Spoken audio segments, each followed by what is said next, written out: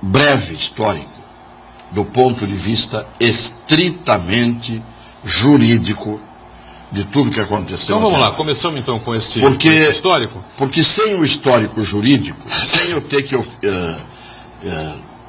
querer dizer que eu sou o dono da verdade, não é possível o Brasil ficar apenas com as versões midiáticas, com as versões do William Bonner, da Cristiana Lobo, da Band News, de repórteres absolutamente despreparados do ponto de vista jurídico e que opinam sobre o fato que aconteceu 5 minutos atrás. Você faz o histórico. Eu quero deixar claro que eu não vou falar aqui nem como ex-político e nem como partidário de coisa nenhuma e de ninguém. Eu vou falar aqui com uma formação jurídica, com 50 anos de exercício de profissão no mundo jurídico, com 40 anos como professor de direito e com alguém que tem consciência jurídica. São duas coisas diferentes. Formação jurídica é quem estudou direito. E às vezes sai gente da faculdade sem formação jurídica a despeito de ter estudado direito. Consciência jurídica pode ter qualquer pessoa, mesmo sem ter estudado direito. É a noção do que é justo dentro da lógica do pensamento. Então eu vou brevemente dizer o seguinte: tudo começou, as coisas estavam caminhando, as investigações caminhavam. Tudo começou quando 3 promotores de São Paulo, absolutamente fora de hora, resolvem tomar providências, colocam os holofotes em cima deles. O Moro estava investigando as coisas em Curitiba e pedem a prisão do Lula, os promotores de São Paulo. Isso. O que faz o Lula? O Lula vai ao Supremo Tribunal Federal, portanto, pelo caminho jurídico, vai ao Supremo Tribunal Federal e diz, pedindo ao Supremo que se pronuncie, o seguinte: esse pessoal de São Paulo é suspeito, esse promotor já deu uma entrevista antes da hora, já me condenando, eles não têm competência para cuidar disso.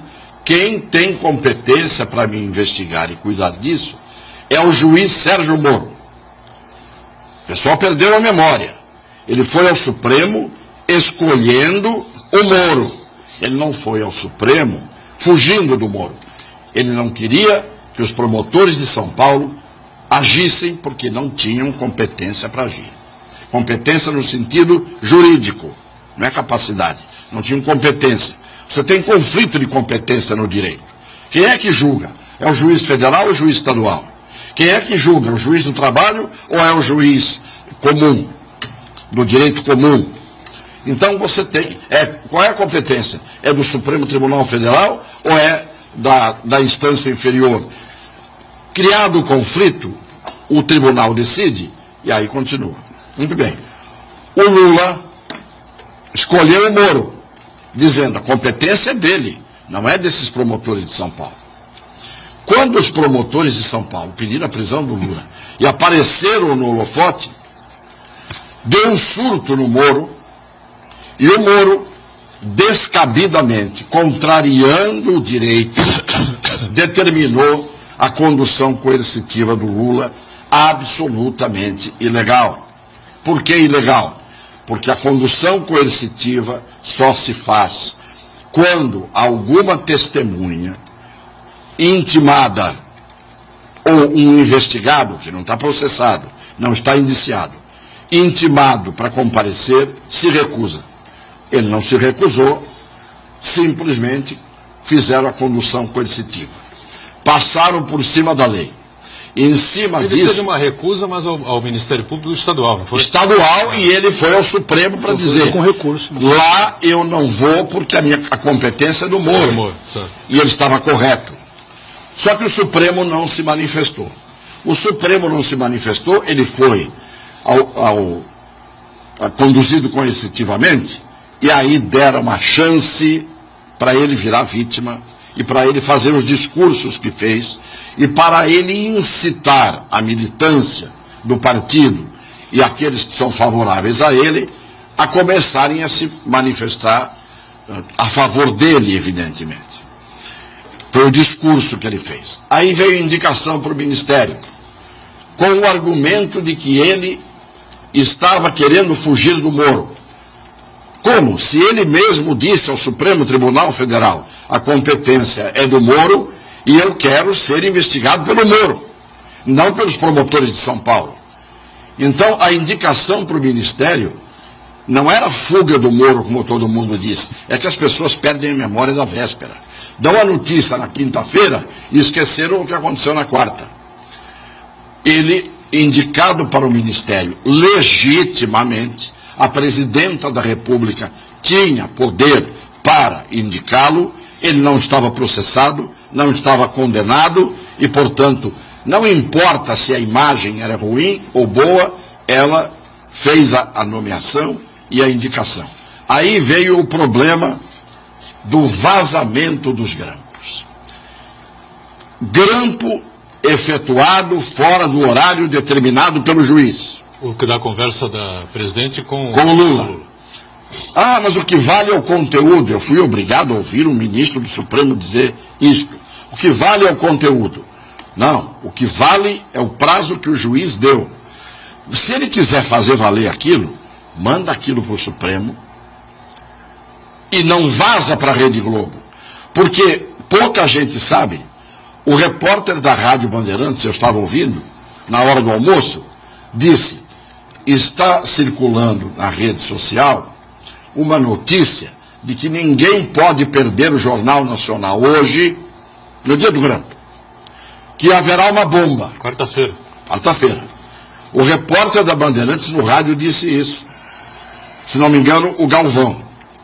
Aí ele disse, é mentira, nós estamos acompanhando os fatos, isso não vai acontecer, isso é para dar audiência, ou é boato, é para dar audiência para o Jornal Nacional. Não era não. O Moro tinha vazado para a Rede Globo a notícia. Só que o que aconteceu? Vazaram a notícia e vazaram o que vazaram. Ele abriu para a Rede Globo apenas? Sim, porque quem recebeu foi a Rede Globo. Mas aí vazaram para os outros meios de comunicação a informação que tinham vazado para a Globo. Então a Globo tinha a informação completa. Tanto que a primeira a dar a informação completa, documental, foi a Globo News. Mas já estava todo mundo dizendo que tinha havido vazamento e já estavam falando sobre o conteúdo. Então, outra ilegalidade, que foi o vazamento que não deveria ter acontecido. Aí, pior, deram uma interpretação... Vazamento que não deveria ter acontecido, você diz, de nenhuma das gravações ou especificamente dessa que estava fora do horário? Desta que estava fora do horário, porque envolvia uma conversa da presidenta da República. E não importa se ela telefonou para ele ou não telefonou para ele. Quando você tem uma conversa da presidente da República, está na lei. Quiserem mudar a lei, mudem, mas isso é no mundo inteiro. Ela estava conversando com ele. Muito bem. O que ela disse? Distorcer o conteúdo. Ela disse, eu estou te mandando aquele papel que é para a gente ter e usar em caso de necessidade. Ela não disse, eu estou te mandando aquele papel para você ter e para você usar se precisar. Tanto que você viu que o papel não estava nem assinado por ela. Mas eu acho que ninguém prova que aquele papel era o papel. Não importa, ela está dizendo, eu estou mandando aquele papel que é para a gente ter e usaria em caso de necessidade. Como ele estava com a mulher doente e passou no Sírio-Libanês e não estava certo de que ele ia após, o papel assinado seria levado e ela faria a posse. Muito bem. Aí vem o quê? Vem uma cassação por um juiz, cassação da posse, por um juiz que tinha um Facebook totalmente contra o PT, que foi às manifestações, está com a cara dele fotografada na rua, portanto um juiz impedido por lei para decidir nesse caso. Tudo isso que eu estou falando é para dizer o seguinte. Não, inclusive com o nome, com o número 45 do Aécio, né? Claro. O carta preta. Então o juiz estava impedido. E o Moro está se valendo hoje, o Moro e uma corrente do Supremo Tribunal Federal, do que é chamado de positivismo. É uma corrente nova que diz o seguinte: a Constituição é relativa. Uma corrente nova, tem alguns defensores dessa corrente. Constituição é relativa e a lei é relativa. Garantia individual na Constituição não pode prevalecer. O que tem que prevalecer é o interesse coletivo. Portanto, toda a nossa Constituição, que é estruturada em cima de direitos e garantias individuais, está sendo interpretada por alguns juízes sob a luz do positivismo, não é o positivismo. O nome da doutrina é positivismo, que diz: rasgue-se a Constituição e cada um dos juízes a interpreta como quiser. Por que eu estou fazendo isso? Para defender o Lula? De jeito nenhum. Fui o primeiro aqui a dizer que ele tem que ser investigado até o fundo. Agora, aparecem com um contrato de venda e compra do sítio que encontraram dentro do sítio. Nem assinado por ele, nem assinado pelo vendedor. Se o sítio é dele, tem um contrato em branco que nenhum dos dois assinou, ou ele está comprando, então não é doação e não é favor, ou ele não está comprando porque ninguém assinou. Então as pessoas não param para raciocinar que para você pegar algum bandido, você tem que ter provas e tem que fazer as coisas dentro da lei. Isto vale para mim, para o Boturão, para o Janelli, para o Heraldo, para o Rubeni e para todos.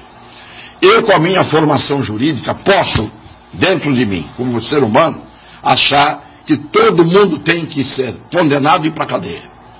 Mas na hora em que eu tendo uma formação jurídica, eu me estupro no meu conhecimento jurídico e sou obrigado a defender essas ilegalidades, então eu sou vil, eu sou um ser abjeto, eu sou um ser repugnante. Não é possível a gente abrir mão do nosso conhecimento. É como se um médico que tem uma formação médica dissesse, num determinado momento, por interesse secundário, que você não tem um câncer, que você tem uma gripe, só para te agradar, e você não se trata. Não é possível.